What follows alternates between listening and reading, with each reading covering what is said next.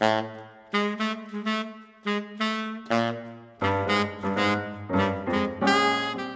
Donna here from the Everything Saxophone podcast, and we're at the Key Leaves Everything Saxophone podcast NAMM Hang 2019. I'm here with Chelsea Baratz from New York City. Mm-hmm. Thanks for joining us. Oh, it's my pleasure to be here. So I know you on Facebook. Okay, you're a great player. I enjoy listening to you so much. I love your hair. Thank you. And I love also she's got an amazing case with the purple inside. Yeah.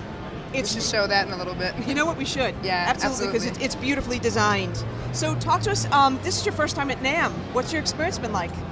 It's been great. I just flew in yesterday. I had a gig at Scullers in Boston with Maurice Brown, and we went straight to the airport from the gig, came out here, checked everything out yesterday, kind of got a taste for what's going on here, and I'm really looking forward to trying out some gear and digging into all the stuff that NAMM has to offer here at the horn floor. Cool. Have you seen anything, at NAMM yet that really intrigued you? Absolutely. I'd say like my favorite product that I've tried out so far was the Boston Sax Shop Heritage Neck. Jack Finnegan is a friend of mine. I love his neck straps and other products, but his tenor sax neck is really beautiful. Can you talk about that some more? What did it do for your sound? I played both his the silver-plated one and the raw brass one. The silver-plated one is just very like centered tone, really good intonation, really like boosts and darkens up your sound at the same time. Okay. And the raw brass one is just like super powerful. Wow. If I were to pick one between the two, I would definitely go with the raw brass. That's awesome. That's good for the folks to hear and to know. What else intrigued you here? I mean, I was definitely happy to come here to the Key Leaves booth. This has been my favorite saxophone care product, probably ever. Definitely, I didn't discover Key Leaves until this past year in 2018, so really excited to come here. I just had a new vent vine fitted to my horn because I just had a upper stack overhaul in New York, so. Oh, okay. Okay, now I gotta ask the question. What, if there was one, what was the most embarrassing sticky key moment that you ever had, maybe at a performance or on stage?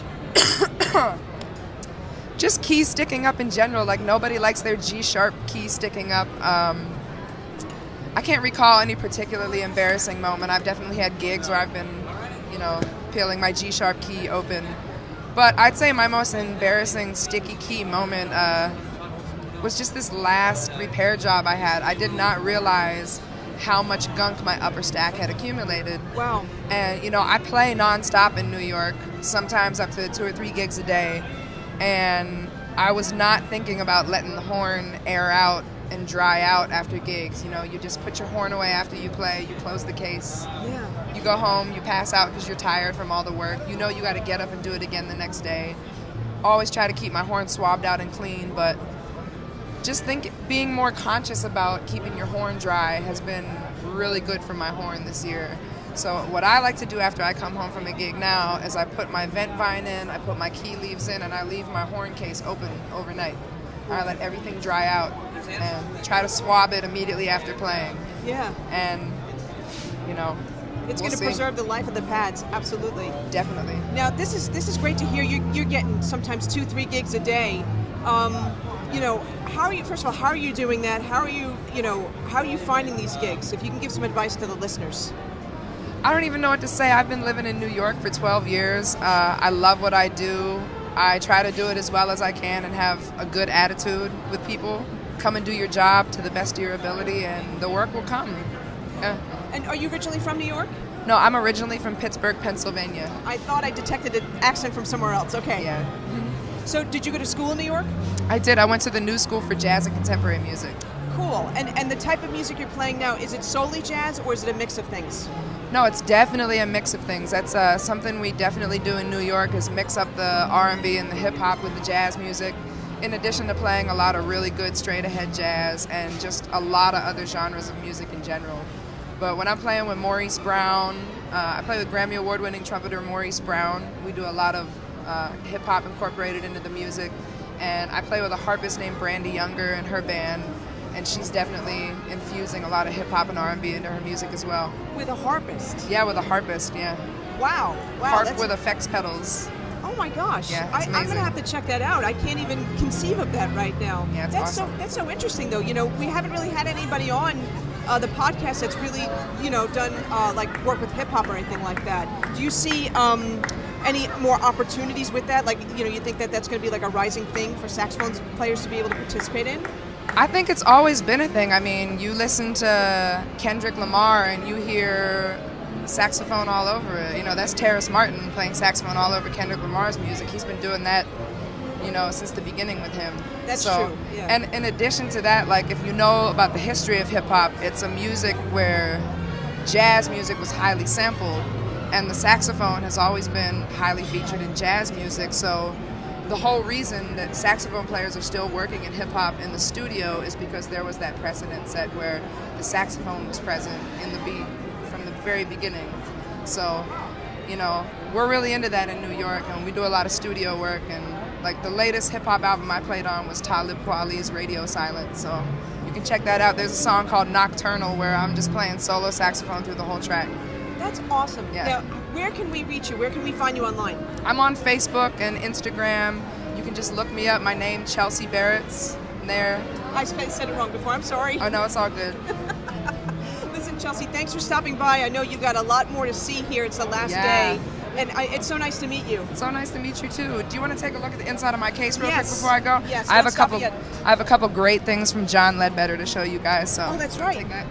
Yes, so the case is by John Ledbetter. Carbon fiber, right? Oh, carbon fiber exterior, and just take a minute to show the back hardware. All of this is extra heavy duty and customized, and this back brace right here is all one solid piece, so it makes it really, really strong. Okay. And these D-rings are like tractor pulls. You could pull a tractor with this hardware right here. So let's get into the inside. We have this heavy duty handle right here. You can see the nylon is bolted right into the case. So there's no metal parts here to break. And you've got the locking clasps right here. So we'll open it up.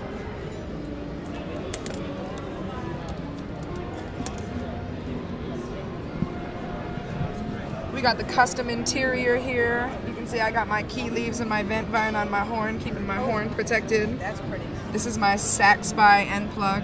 It's a custom epoxy and burl wood, hand-dyed burl wood. And you can see the I love that interior, that purple. crushed purple velvet and the rising phoenixes.